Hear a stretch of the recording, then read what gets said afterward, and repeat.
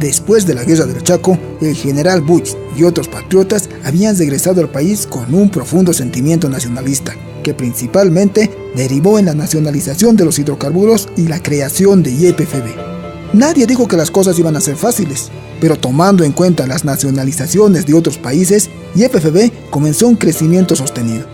Pero no tardarían en llegar los capitales extranjeros, esta vez como políticas de Estado, que comenzaron a conducir los destinos de nuestro país y nuestra empresa petrolera.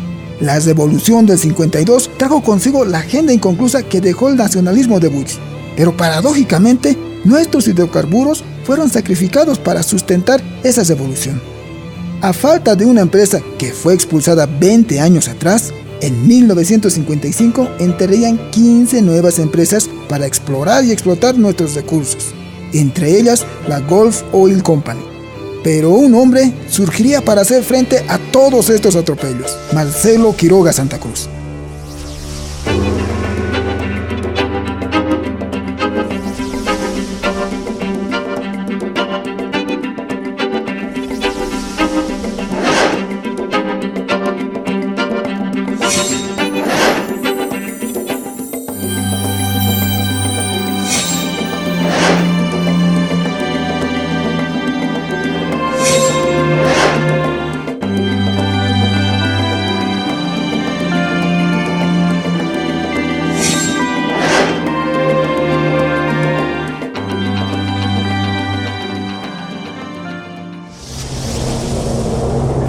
Ahora vamos a empezar bien tempranito, en la década de los 70. No había pasado mucho tiempo desde el último gobierno robando. En realidad le sucedería Juan José Torres, uno de sus hombres fuertes que continuaría con el proceso de nacionalización. Pero la democracia no estaría segura aún, porque justo en ese momento entraría en escena un hombre que estoy seguro muchos recordamos aún: Hugo Banzer Suárez. Banzer lo intentó con la ley de 1972. Pudieron aprovechar el incremento en los precios internacionales gracias a desarrollos anteriores en la industria. Sí tuvimos empresas haciendo cola por trabajar en Bolivia. No fue un tiempo de exploración petrolera. Se perforaron 5 pozos y solo en Los Monos se halló algo de hidrocarburos. Se desarrollaron los campos de Monteagudo, Tatarenda y Naranjilos. La coyuntura fue favorable por la subida del precio del petróleo en el mercado mundial. La nacionalización de la Gulf le significó a YPFB 100 millones de barriles hasta la mitad de la década de los 90. Esta década, sin embargo, no fue la del petróleo, sino la del gas. Es otra ley, la ley de inversiones, que era increíblemente regalo de todo el país a las compañías transnacionales. Los montos con los que el Estado aprovechaba no pasaban del 30%. Entre las regalías del 11%, más el impuesto que era el 18% sobre la actividad petrolera, eso era lo que recibía el país. Para resumirlo y explicarlo en facilito, esta nueva ley facultaba a YPFB para que pueda transferir sus actividades petroleras a otras empresas. Así, Banzer crea esta nueva ley para desnacionalizar el gas y reponer los privilegios de las transnacionales con contratos de hasta 30 años. De esta manera, el contratista entregaba el total de su producción a YPFB y este distribuía una regalía departamental del 11% y un impuesto nacional del 19% en boca de pozo. Y por contrato se quedaba con una parte de la producción, pudiendo exportar libremente, destinando ciertos volúmenes al mercado interno. A ver, un ratito. Para entenderlo mejor, vamos a imaginar que las regalías son como el alquiler de una tienda que pagamos al municipio. Y los impuestos van al gobierno central y se calculan sobre la totalidad de la extracción del crudo. ¿Sí?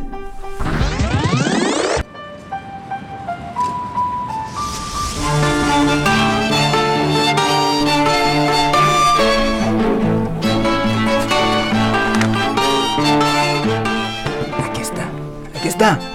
En 1973 estallaba la guerra árabe-israelí. Fue un conflicto bélico librado por la coalición de países árabes liderados por Egipto y Siria en contra del Estado de Israel. Ahora, ¿recuerdan qué pasaba cuando iniciaba la Primera y la Segunda Guerra Mundial? Exacto, subían los precios del petróleo. ¿En qué se habrán invertido los excedentes del alza del crudo, no?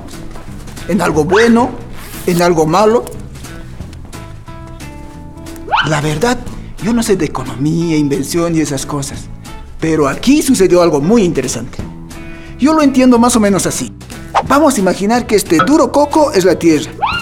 Y el jugo que hay dentro de él es el petróleo. Vamos por partes. La exploración, que es cuando se invierte tiempo y dinero para buscar más reservas. La explotación, que es cuando se invierte tiempo y dinero para extraer el crudo que está debajo de la tierra. La refinación, es cuando se invierte tiempo y dinero para conseguir derivados del petróleo, como la gasolina, el querosene, combustibles de avión, asfalto, etcétera, etcétera, etcétera. La comercialización, es cuando se invierte tiempo y dinero para vender crudo o sus derivados. Y por último, la industrialización, que es cuando se invierte tiempo y dinero para que estos recursos generen más recursos, como termoeléctricas, fundidoras, etcétera, etcétera, etcétera.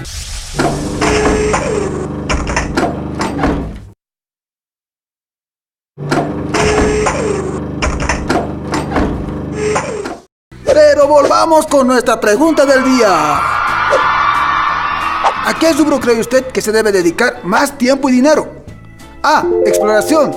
B. Explotación. C. Refinación. D. Comercialización. Y E. Industrialización. Quizás no hay una respuesta absoluta a esta pregunta, porque todo depende del momento y las circunstancias. Pero en la época de la dictadura de Hugo Banzer Suárez, se dedicó más tiempo a la D.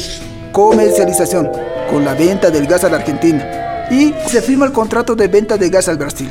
Ese mismo año, las exportaciones subieron de 3 a 12 millones de barriles. ¿Y los demás puntos? Vamos por partes.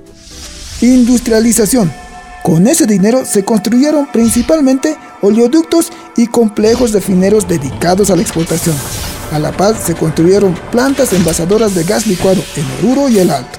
También se construyeron obras como el Banco Central de Bolivia, el Estadio Hernando Siles y la Piscina Olímpica, entre otras, que perduran hasta nuestros días. Pero en tecnología de exploración y explotación, nada. Como nos concentramos en la exportación, no nos dimos cuenta que la demanda de nuestro mercado iba creciendo. Incluso tuvimos que comprar crudo de los concesionarios para cubrir nuestra demanda interna. En 1978 ya era insostenible y se tuvo que parar la exportación, teniendo luego que pagar multas por incumplimiento de contrato. ¿Y en explotación? Lo básico nomás. En realidad se malgastaron las utilidades, porque hasta se compraron equipos que eran innecesarios. Con una mala administración, YPFB no pudo encontrar yacimientos significativos.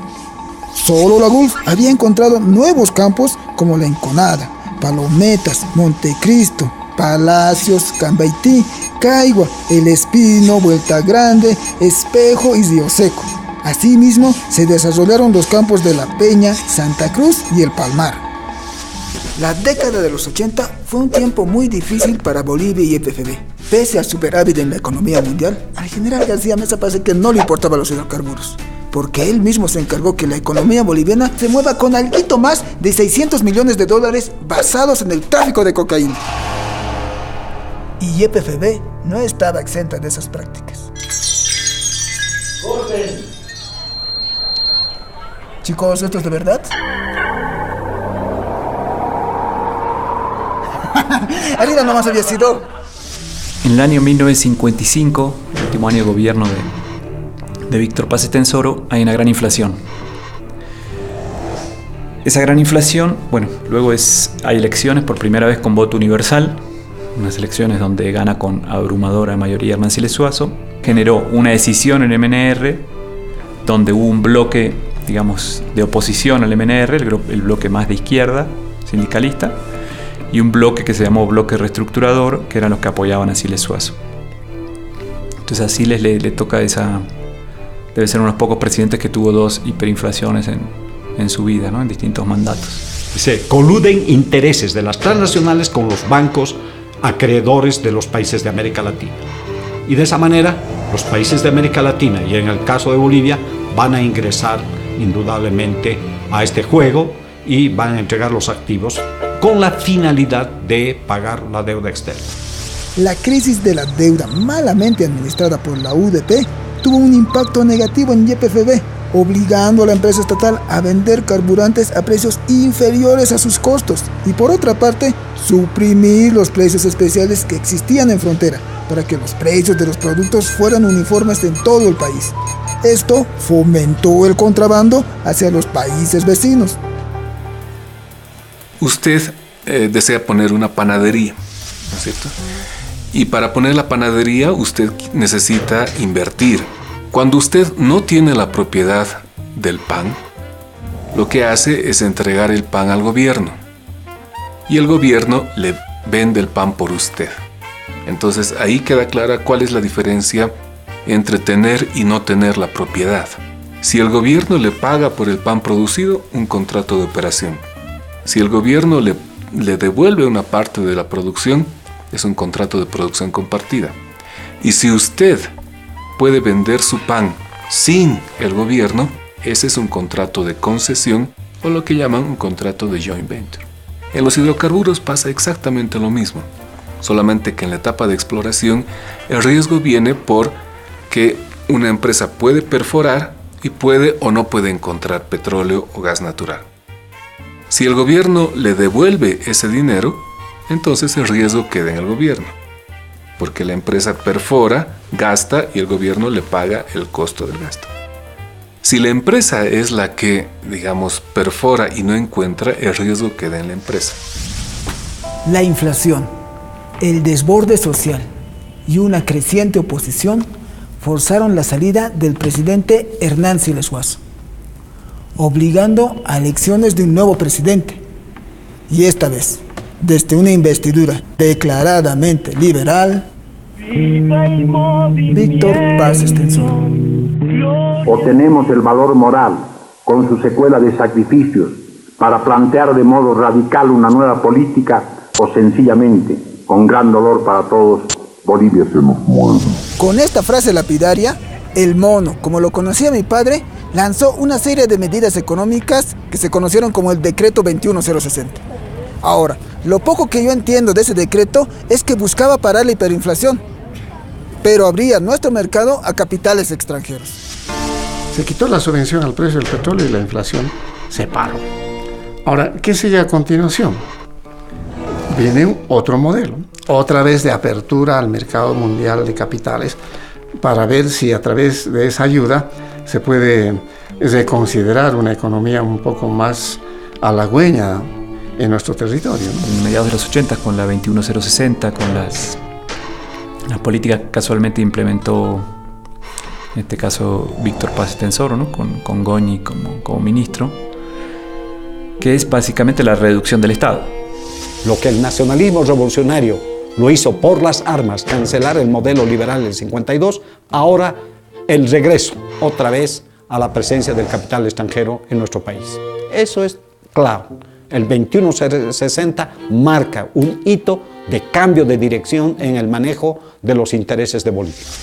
Ahora, aquí hay una ironía bien grande. En ese entonces mi papá trabajaba en la mina Siglo XX, operando las compresoras de la empresa y todo eso. Y a consecuencia del 21060, muchos como mi papá llegaron a esta ciudad buscando un pan que comer. Esa misma gente sería la que 20 años después defendería nuestros hidrocarburos. Ahora, el decreto lo firmó el mono. Pero ¿saben quién era su ministro de planeamiento? Lo conocemos. Este individuo. El gobierno de Siles Suazo había dado una gran lección a la política boliviana. No se podía gobernar sin mayoría parlamentaria. Esta realidad dio inicio a un sistema de gobierno prebendal que se mantuvo hasta inicios de este siglo. Ya en el 85, Víctor Paz se había unido con Banzer en el llamado Pacto por la Democracia. Y a finales de esa misma década iba a suceder algo que yo no entendía bien en ese momento, y creo que la generación de mi padre tampoco lo entendió. Se iban a unir ríos de sangre.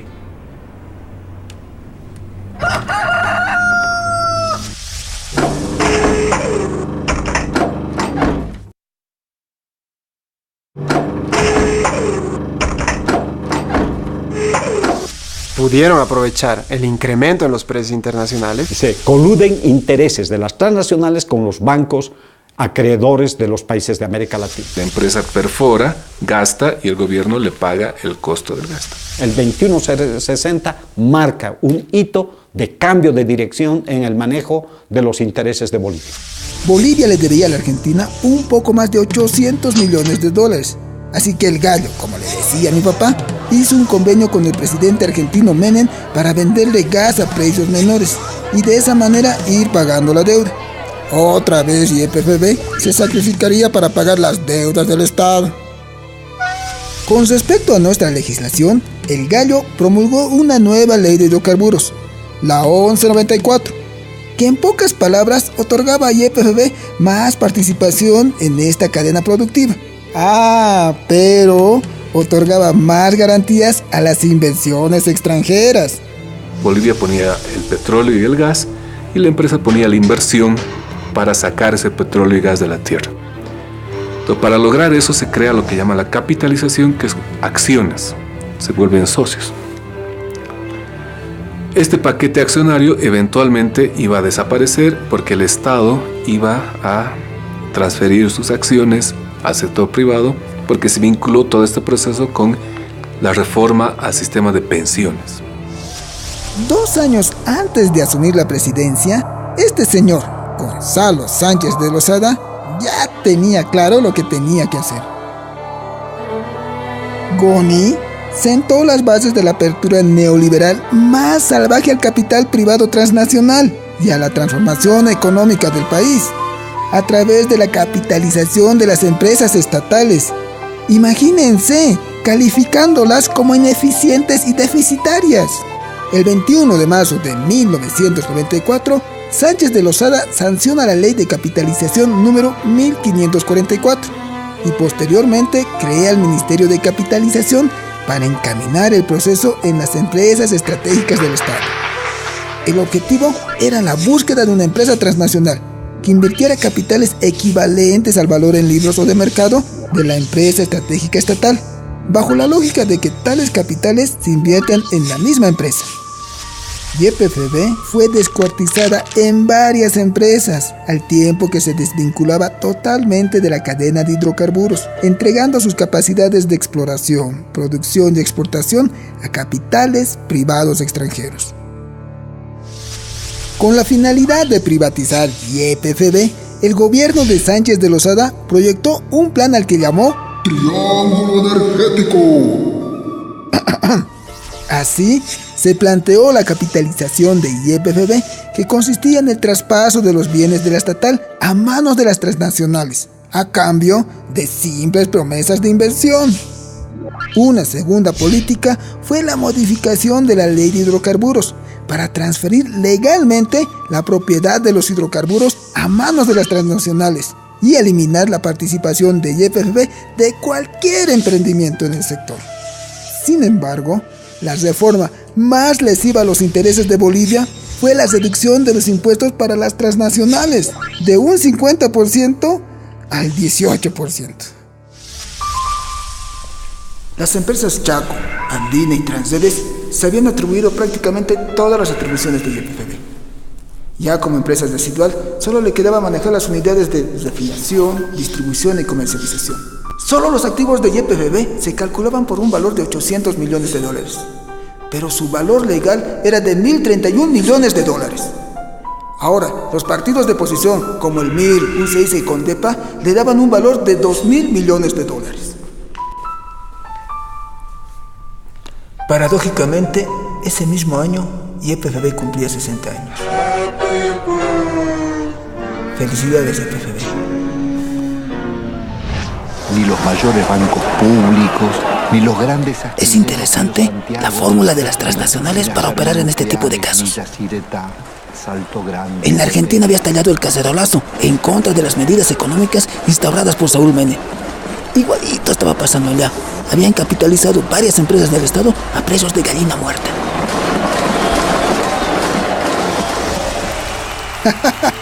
Parece que nuestro país todito podía pasar. Imagínense que mediante el voto popular se elige como presidente al dictador de los años 70, Hugo Banzer. Pero la culpa no la tuvimos solo nosotros. También la tuvieron el MIR, NFR, Condepa, UCS. ¿Se acuerdan? La vieja receta del coteo político. Banzer tiene episodios en sus gobiernos.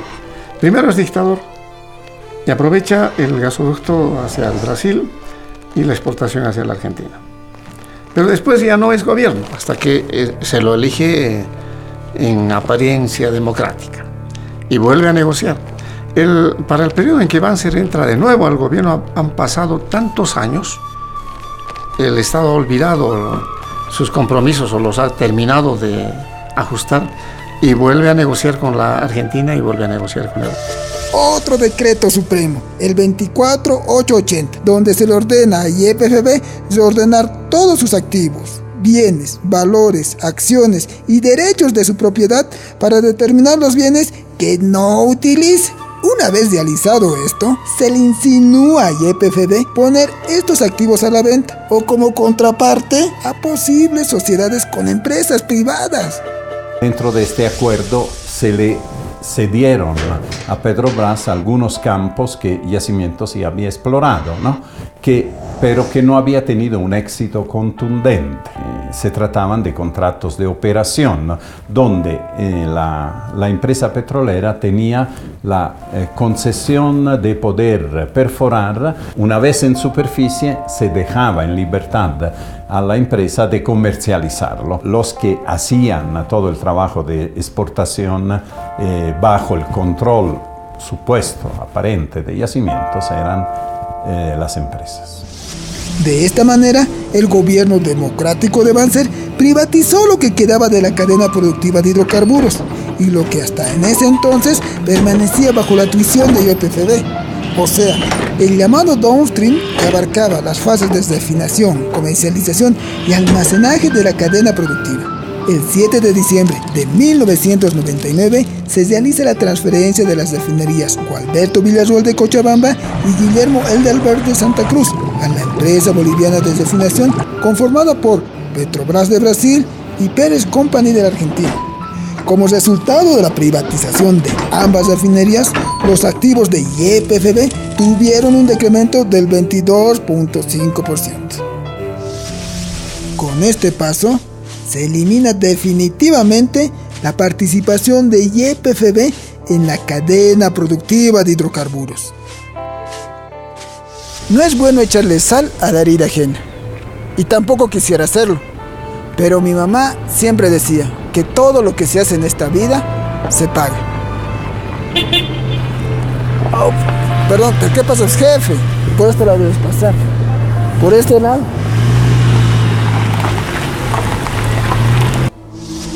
Quizás por eso el dictador elegido no consigue terminar su mandato y el gobierno queda a cargo de su vicepresidente, Jorge Quiroga.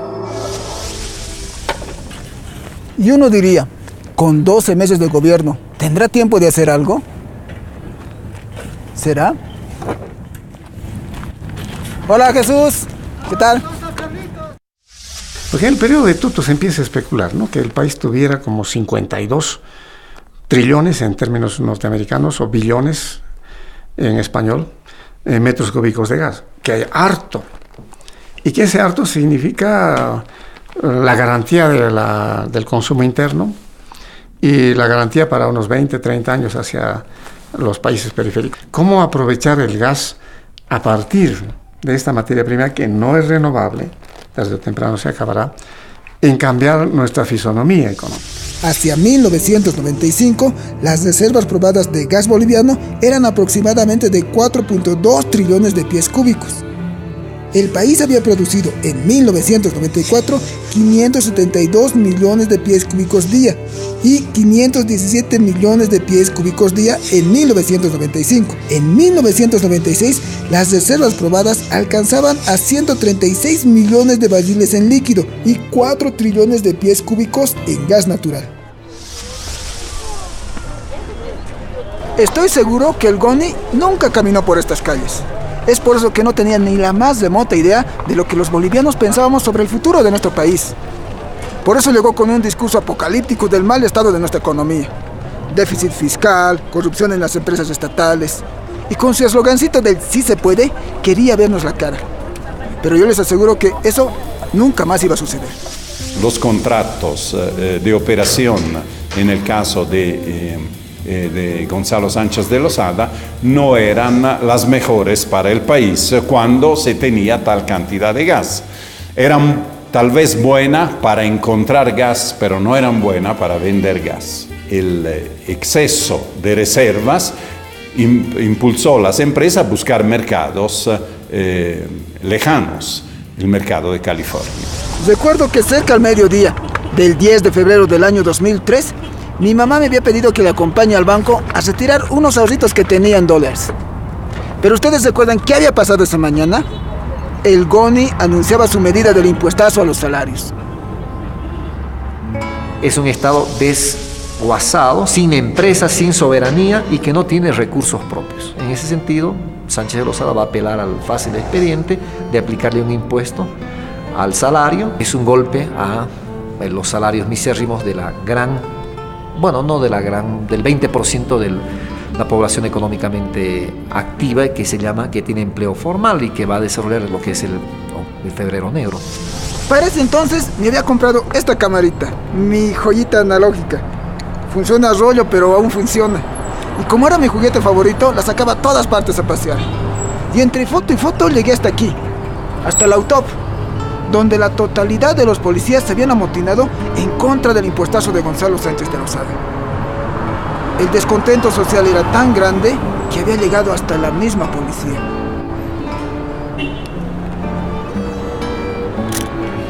Cuando llegué acá, pude ver una camioneta del ejército estacionada allá, en esa esquina. Y un grupo de manifestantes subían por allá, por aquella otra esquina. Afortunadamente, mi curiosidad me llevó allá donde los manifestantes, porque yo no sabía lo que minutos después iba a estallar en este lugar.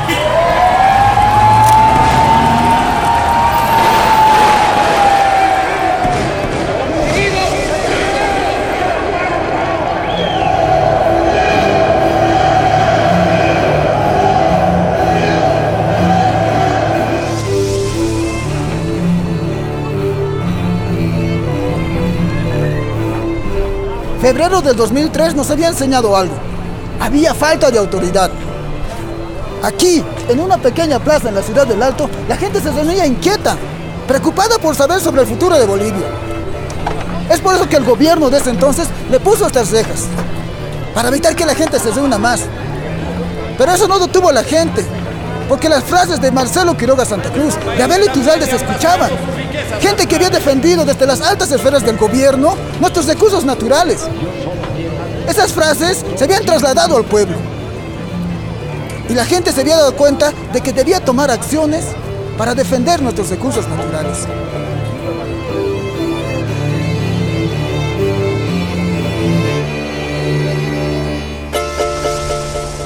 Para mí, la gota que derramó el vaso fue la amenaza que lanzó Berzaín, ese hijo de...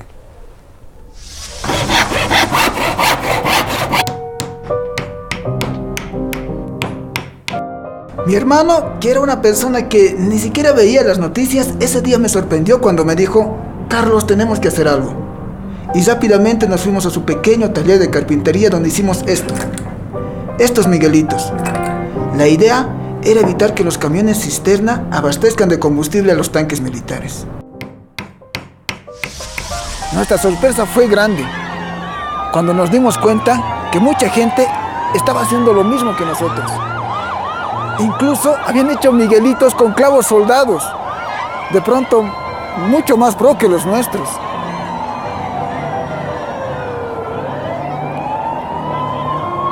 Nuestra gente, los salteños, ya se habían organizado. Incluso familias enteras salían de forma espontánea para hacer vigilias en las calles.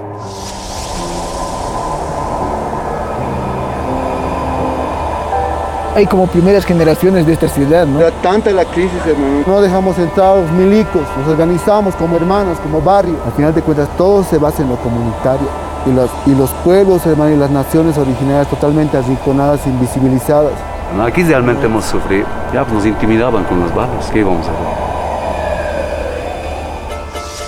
Los representantes de la época son Tuto Quiroga, Goni Sánchez de Lozada, que va a preparar al Estado para enfrentarse a la nación boliviana, que saben ellos que va a venir contra este proyecto, y ahí sí se va formando las condiciones de un enfrentamiento.